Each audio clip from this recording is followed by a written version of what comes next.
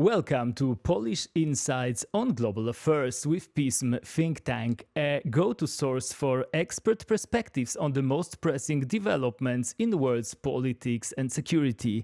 I'm your host, Marcin Matuszewski, and joining us today is Patryk Kugiel, leading analyst at PISM, and we will unpack the main priorities of India-Russian relations in the context of war in Ukraine. Russian President Vladimir Putin made a state visit to India in early December, the first since the start of his full-scale invasion of Ukraine. India's Prime Minister Narendra Modi broke with regular protocol and embraced Putin on the tarmac, quote-unquote, delighted to welcome his friend, which is quite a warm way to greet a war criminal with an ICC warrant. How should we read into this cordiality in the context of war in Ukraine?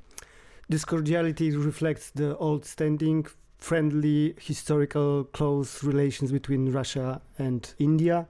India is an emerging power that attached to multi-alignment strategy. It's called also strategic autonomy. So it has a right to choose its friends and partners according to its own interests. And I think United States made this cordiality even more visible this year, because what we have seen during this visit of Putin to India, that both sides underlined that this relationship is based on trust, and this trust has evaporated between United States and India, and it was one of the factors why India wanted to show, also to send a signal to the United States that it has other friends and it cannot be pressured by the United States to act according to US wishes, not to the Indian wishes. Because India was hit with the US tariffs, right? Yes, Donald Trump imposed 50% tariffs on India, partly because of the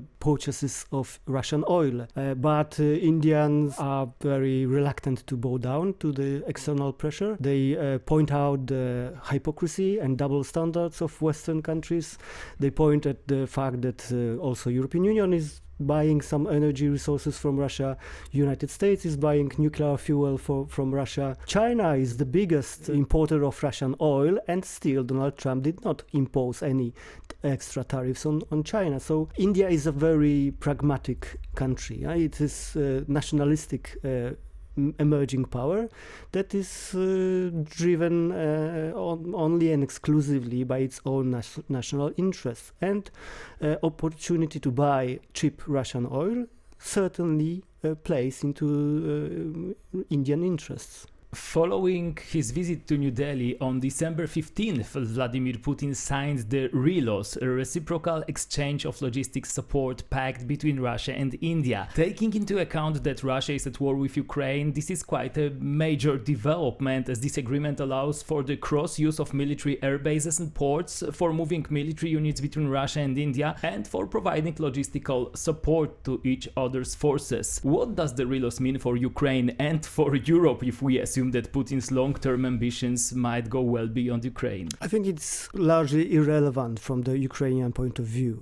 because it does not mean that it will add any strength to Russian power. Russia will get an access to seaports in the Indian Ocean, for example, which is irrelevant in terms of the European theater of warfare. So this is basically a symbolic gesture from our point of view. It only indicates that defense cooperation between India and Russia is strong and it's deepening. And this relationship is based mostly on arms transfers and cooperation in defense sector. Russia is the largest supplier of arms to India, and India is the biggest market for Russian arms export, even though the role of Russia on the Indian defense arms market is decreasing from 75% 15 years ago to 36% last year. But nevertheless, still India's army operates mainly in some 70% on Russian or post-Soviet equipment. So it means India is very much dependent on cooperation with Russia in this field, but it should not be any serious worry for Poland or for Ukraine. What I was told by my Indian colleagues and experts is that also Indian military personnel is somewhere in Ukraine observing and learning from the war, how Ukrainians are fighting this war. You mean in Ukraine, but on Ukrainian side? On Ukrainian side. This is like not officially acknowledged, but Indians are trying to understand the warfare of modern days, and so they deployed the people also to Ukraine to learn about the advancements and skills of the Ukrainian army. So India is trying to keep a neutral position in the war in Ukraine. It does not support either side. It has this long-standing friendly relations with Russia, but it has got closer and closer to the West in recent decades. So India, we might say, it is in a kind of awkward position in which it is trying to balance Russia and the West, not to alienate any of these partners. And we can see also whenever Modi is meeting with Putin, he is then calling or meeting with Volodymyr Zelensky at the same time. And recently we've just heard indications and rumors at this moment, that probably President Zelensky will be invited to come to Delhi, to balance this visit from Vladimir Putin. Speaking about balance, it is worth pointing out that India has a military movement agreement somewhat adequate to the relos signed with the United States. And I guess it is one of the few countries in the world that signed such a document with both Washington and Moscow. Yeah, this is part of the Indian strategy, as I mentioned. This is called multi-alignment. So India is trying to have very close and friendly relations with as many partners as possible, with as many powers as possible. And you are right, India is one of a few countries that has at the same time very good relations with Russia and with Europe, with China and with United States, with Israel and with Iran, and we can continue this. So this is part of the Indian statecraft, the foreign strategy, because they need friends to fuel its economic growth and to advance its political rise in the global arena. India is trying to advance, to develop simultaneously good relations with Western powers and to keep its old weather-tested partnership with Russia. The Russia-India Special and Privileged Strategic Partnership also covers the domain of economy. Prior to the Ukraine war, India imported less than 1% of its oil from Russia, but this has surged to about 40% due to the sanction cost discounts. Times of India recently wrote that the country's imports of Russian crude oil in December are expected to exceed 1 million barrels, which provides an economic lifeline for the otherwise struggling Putin's budget and allows him to continue his invasion of Ukraine. In the face of previously mentioned facts, is there any way to realistically plug this tap? Because so far neither the US nor Europe seems to be able to do it. I think that there is a realistic way out from this situation in which India is importing large amounts of Russian oil. It is basically and simple. We need to help India find alternative and competitive sources of oil supplies, because India is not buying Russian oil to do a favor to Russia, to support the war effort of Russia. It is buying Russian oil for a transactional and cynical reasons, because it is cheap. And India is the third largest importer of oil on the globe, and it needs cheap oil to fuel its economic growth, to lift out of poverty several 100 million of people. So if we want India to stop buying Russian oil, we should allow India to import this oil from other sources, like from Iran, from Venezuela, from the Middle East, from the United States. So I believe it will be taking place because also at the same time India has a lot to lose from disobeying the Western sanctions. I think the sanctions imposed by United States on Rosneft and Lukoil that might have a real impact on Indian decisions about oil imports. And it can compel especially private Indian companies like Reliance. This is the largest refinery in India and one of the largest in the world, which accidentally has very big businesses in the United States, and they would not risk to be sanctioned by the US. So I think in coming months and weeks, we will see somehow drop in the imports of oil from Russia by India, but probably it will not go down to zero. India will be driven by the economic calculations. Yeah? So if India will find another source of cheap oil, it will go for it. Yeah? There is nothing behind it. It's not geopolitical decision. It's not support for the war effort. Yeah, it is cynical and economic decision that India is applying here. Interestingly, in 2025, India also became Ukraine's largest diesel supplier, providing 15.5% of imports, up from 1.9% a year earlier, according to Naftorynek data. Some sources even say that India buys Russian oil at dumping prices and sells it with profit also to Ukraine, making billions of dollars in the process. So is Putin being played here? It shows the skills of Indians, how well they do a business in this very difficult geopolitical situation.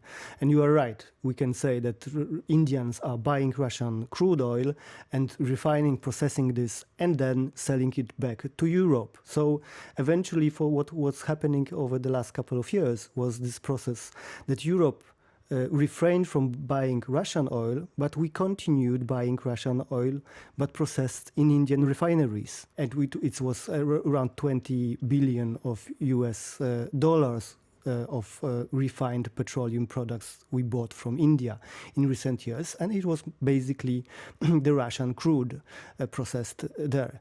But this process will come to an end with the latest packages of US sanctions, which explicitly ban import of Russian crude oil processed in any other place. That was basically to target oil imported from India. So it means that this will again decrease the incentive for Indians to buy large quantities of Russian oil to re-export this then to Europe. Yeah, so it will also contribute to decrease in demand for Russian oil. So this is very wise move by the European Commission. That we can only wonder why it came so late, but the decision is very accurate, and it will have an impact on decrease of import of Russian oil by India. Despite everything we mentioned so far, I feel like the India-related developments hardly make the front page news across Europe or in the US.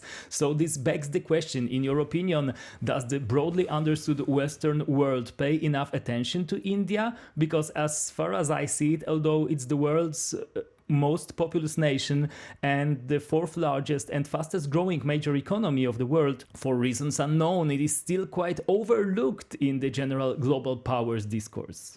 Yes, for many years we have been so much obsessed with China only. We were dealing only with this Euro-centric, Euro-Atlantic world, and we recognize that China is a major player on the global chessboard. But India is certainly the next global power that we need to deal with more seriously. And European Union actually taking note of these changes, and European Union is negotiating a free trade agreement with India. Many European countries, many Western European countries are investing hardly in relationship with India. The United States has been investing into this relationship for the last 25 years. So what the West was trying to do was to pull India closer to our side, because India is sometimes called a swing state or pivotal state on the global arena, and it can have an impact on which side of the global competition India will stand. It might shape the new global order. So it is in the interest of the US and Europe to have India on our side. And therefore we have been engaging India for the last couple of years. It is also very much important in the context of Russia. If we don't like India-Russia friendship, we need to provide alternative solution to India. If we do not like Russia-India very close and robust defense cooperation, we need to provide defense cooperation opportunities to India. And there are some good players doing their part in this job. Like France has emerged as the second largest supplier of defense equipment to India. We have Germans and Spanish and Swedes investing in defense sector. So we are helping India to diversify and decouple from Russia in this very critical defense sector. If we don't want Russia and India to be so close friends, we need also to substitute in Russia when it comes to nuclear energy cooperation, space cooperation. These are the sectors, critical sectors in which Russia is a very important partner for India. We mentioned already that Russia is a very good friend of India for historical reasons. I think Russia is part of the past of India. New generation, young Indians do not look for Russia for their jobs or education or for work. 200 of Indians were deceived to be forced into Russian army invading Ukraine, as far as the media reported. Yes. So this is also, I think, a small number, but a very significant thing to mention. True, and this is actually one of the source of tensions in relationship between Russia and India.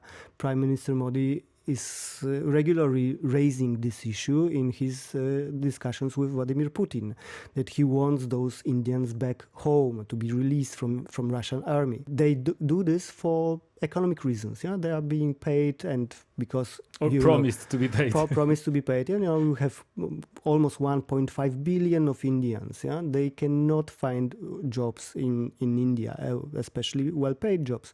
So some of them would take this kind of opportunities. They would like to take a risk, to go for a war, to earn money and come back home. So this will continue. We cannot do it, but at least we can say that there is no backing, no support for that kind of behavior of Indians from the Indian government. As I said, Russia is part of the Indian past, whereas the West is part of India's future.